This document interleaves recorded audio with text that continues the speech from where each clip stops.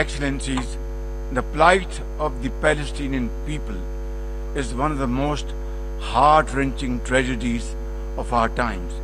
This prolonged injustice is a stain on the global conscience and our collective moral failure.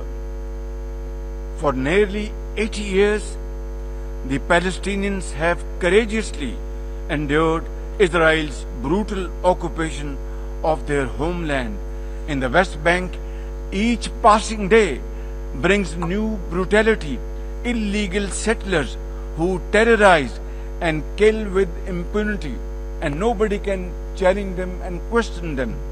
And in Gaza, Israel's genocidal onslaught has unleashed unspeakable terror upon women and children in a manner we have not witnessed in annals of history. In blind pursuit of its nefarious goals, the Israeli leadership has unleashed a shameful campaign against the innocent Palestinians, which history will always remember as one of its darkest chapters.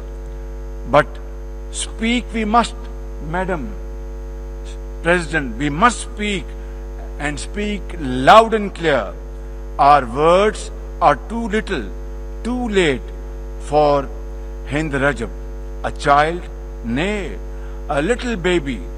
We have all heard her trembling voice on that phone call, which little Hind made as she struggled to stay alive under Israeli onslaught and atrocities.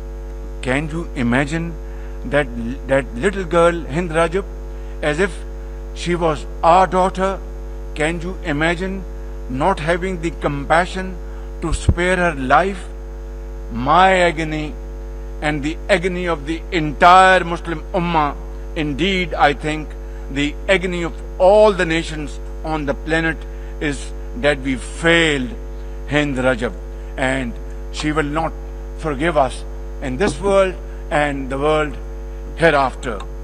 As they say, ladies and gentlemen, the smallest coffins are the heaviest to carry. I, for one, would know, for I too carried the tiny coffin of a 7-year-old Irtiza Abbas during the recent confrontation with India.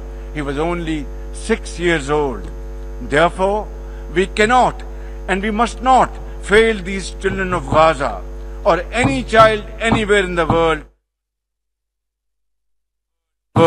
We must find a path to a ceasefire now and just now. Pakistan firmly supports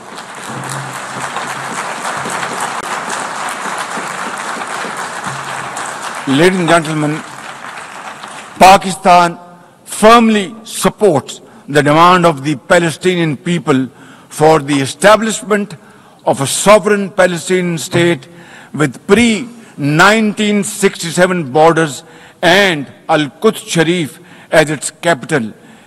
Palestine can no longer remain under Israeli shackles.